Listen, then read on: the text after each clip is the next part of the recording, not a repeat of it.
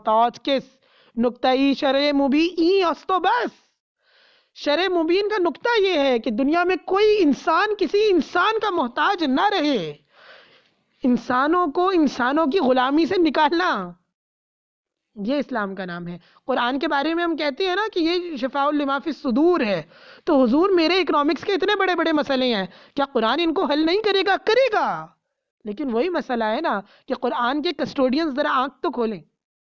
اس لیے خدا را سمجھیے، سوچئے. اللہ تعالیٰ نے صاف صاف کہہ دیا تھا فَإِن لَّمْ تَفْعَلُوا فَأْذَنُوا بِحَرْبٍ مِّنَ اللَّهِ وَرَسُولِهِ.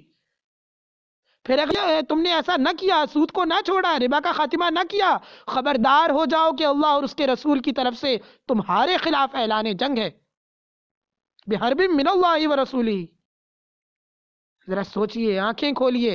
اللہ تعالیٰ نے اس تہذیب کے خلاف جو ہے وہ اعلان حرب کر رکھا ہے. شیوائے تہذیب نو آدم دری است، پردائی آدم دری سوداگری است. ای بنو کی فکر چالاک یہود، نور حق از سینہ آدم ربود. تا تہو بالا نہ گردد ای نظام، دانش و تہذیب و دین سودائے خام. جب تلک اس بینکاری نظام کے حصے بکھرے نہیں کرو گے، یہ دانش اور یہ تہذیب دین یہ سب خام خیالی ہے، یہ سودائے خام ہے. اس لیے خدا را سمجھیے، ہوش میں آئیے، آنکھیں کھولیے، سوال اٹھانا سیکھیے. یہ لازمہ ہے. ہم بھی اگر یہ نہیں کریں گے تو پھر کون کرے گا؟ یہ ہمارے کرنے کا کام ہے. اشکالات. ہماری اس گفتگو پر چند اشکالات ہیں جو بجا طور پر ذہن میں اٹھ سکتے ہیں، جسے ہم ایجوکیشنل سائیکالوجی میں نیسیسری کیوریز بولتے ہیں. یہ لازم سوالات ہیں. یہ سوالات اس بات کا نشاندہی ہیں کہ بھئی چیزوں کو سمجھا جا رہا ہے. پہلی کیوری یا پہلا سوال جو ہے وہ کسی بھی منطقی انسان کے ذہن میں ابھر سکتا ہے اور کچھ بعد و بارہ کی کیفیت ہو سکتی ہے.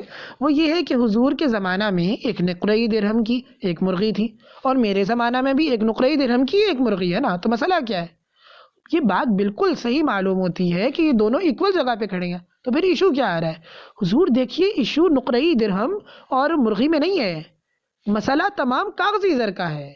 نقرۂ درہم اور مرغی نے تو اپنی قیمت ریسٹرین رکھی ہے نا. آپ ایک مثال لیجئے، آپ ایک زینے پہ لیجئے کہ ایک زینہ ہے، اس میں آپ کھڑے ہیں، آپ کے ہاتھ میں ایک نقرۂ درہم ہے اور آپ کو ایک مرغی مل رہی ہے. اب آپ کے ہاتھ سے یہ نقرۂ درہم لے لیا جائے اور کاغذی زر تھما دیا جائے، تو اب تسلسل کے ساتھ وہ چاندی کا سکہ اور وہ مرغی تو وہیں پہ کھڑی ہے نا. 1450 سال بعد بھی وہ تو اپنی قیمت کو ریسٹرین کر رہا ہے، لیکن یہ آپ کے کاغذی زر ہیں جو تسلسل کے ساتھ گرتے چلے جا رہے ہیں، اس کی کوئی قیمت ہی نہیں ہے. یہ 99.74% ڈی ایویلیویشن ہو گئی ہے فقط اس 150 سال میں. یہ انگریز صاحب کی عطا ہے. دس از دا پوائنٹ. آپ کی جو سمن ہے، آپ کی جو قوت خرید ہے، آپ کی جو متاع ہے، وہ آپ سے چھن رہی ہے اور ڈاکہ پڑ رہا ہے اور لوٹ کھسوٹ ہو رہی ہے. اسی طریقے سے ایک دوسرا اشکال جو بجا طور پر ذہن میں آنا چاہیے، جو کہ لازمہ ہے، بہت اہم ہے، وہ یہ ہے کہ جس حدیث کا ہم نے حوالہ دیا اس کے اندر جو ہم نے نقل کی ہے، اس کے اندر تو یہ بات آتی ہے کہ ایک طلائی دینار کی بکری خریدی اور 2 طلائی دینار کی بیچ دی. یہ بالکل صحیح اشکال ہے، اور یہ ہونا بھی اپنے آپ میں بہت اچھی چیز ہے.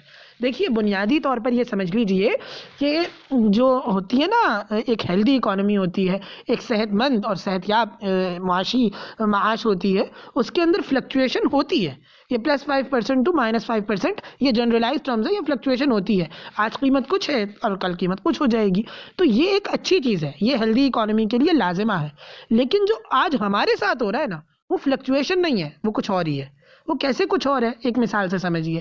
فرض کیجئے فلکچویشن تو یہ ہے نا کہ آج ہمارے پاس ایک نان جو ہے وہ 12 روپیہ کا مل رہا ہے. اب کل کو یہ 12 روپیہ جو ہے یہ 20 بھی ہو سکتا ہے اور یہ 10 بھی ہو سکتا ہے. فلکچویشن ہو سکتی ہے، لیکن یہ تو نہیں ہو سکتا کہ یہ 12 روپیہ 1200 روپیہ بن جائے. یہ نہیں ہو سکتا ہے نا.